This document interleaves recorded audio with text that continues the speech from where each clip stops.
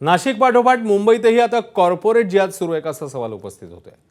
कारण हिंदू तरुणीला मुस्लिम तरुणाने फोनवर अश्लील मेसेज आणि फोटोज पाठवल्याची घटना समोर आली आहे। मुंबईतल्या आगरीपाडा पोलिसांकडून अशरफ नावाच्या तरुणाला अटक झाली। हे दोघेही एकाच कंपनीत काम करत होते। अशरफ नावाच्या तरुणाने हिंदू मुलीला लॉजवर जाण्यासाठी विचारणा केली असल्याचा दावा संबंधित तरुणीने केला आहे। अशरफने कंपनीच्या व्हॉट्सअप ग्रुपमधून तरुणीचा मोबाईल नंबर मिळवला असल्याची माहिती आहे। या प्रकरणी आरोपी विरोधात लैंगिक अत्याचार, पाठलाग करण्यासह इतर अनेक कलमांखाली गुन्हे दाखल करण्यात आले। घटना अशी आहे, जॉब सोडल्यानंतर त्या मुलांनी हिंदू मुलींचे नंबर काढणं चालू केले त्या ग्रुपमधनं। ग्रुप ऑलरेडी सांगण्यात येतो की तो रिमूव्ह झालेला, पण त्यांनी कसे ते नंबर मिळवले ते त्यालाच माहिती आहे। पोलीस इन्व्हेस्टिगेशनमध्ये ते समोर येणार। आता त्यांनी नंबर काढले आणि प्रॉपर त्यांनी हिंदू मुलींनाच टार्गेट केला, ज्याच्यातून 3 मुली समोर आले, ज्याच्यातून एक मुलगी माझी आहे। त्या 2 मुलींबरोबर सेम पॅटर्न यूज केला गेला आहे। त्यांना घाणेरडे व्हिडिओ पाठवले गेले, सेक्शुअल हॅरेसमेंटसाठी त्यांनी घाण शब्द वापरले, मेरसा संबंध बना लो ये वो।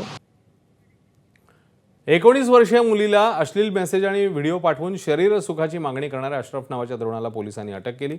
सध्या हिंदू मुलींना मुस्लिम तरुण आवडतात असं वक्तव्य आरोपीने केल्यानं हा देखील कॉर्पोरेट जिहादचा प्रकार असल्याच्या चर्चा आहेत। या प्रकरणी पीडित तरुणीने काय म्हटलं ते बघूया। डायरेक्टली टेक्स्ट केला, त्या ग्रुपमधून त्यांनी माझा नंबर काढला। ऑफिसचा एक ग्रुप होता, त्याच्यामधून त्यांनी माझा नंबर काढला आणि त्यांनी मला टेक्स्ट केला। टेक्स्ट करून त्यांनी मला कॉल केला आहे। कॉल करून तो नॉर्मली नाही बोलत होता माझ्याबरोबर, एवढे घाण बोलत होता ज्याची काही लिमिट नाही। जो काही तो वर्ड्स यूज करत होता माझ्यासाठी, जो काही तो बोलत होता त्याच्याने गूजबम्स येतात लिटरली। जो काही तो बोलत होता त्याच्यावरून आहे ना काही सांगू नाही शकत, तो किती घाण बोलत होता। चॅट्सवरती पण प्रॉम्प्ट व्हिडिओ वगैरे पाठवत होता तो मला, जे की मी ओपन करून तर कधी ते नाही केलं। मी माझ्या डॅडला सगळं सांगितलं की पप्पा तुम्ही हँडल करा, मी नाही सहन करू शकत हे सगळं। एबीपी माझा, उघडा डोळे बघा नीट।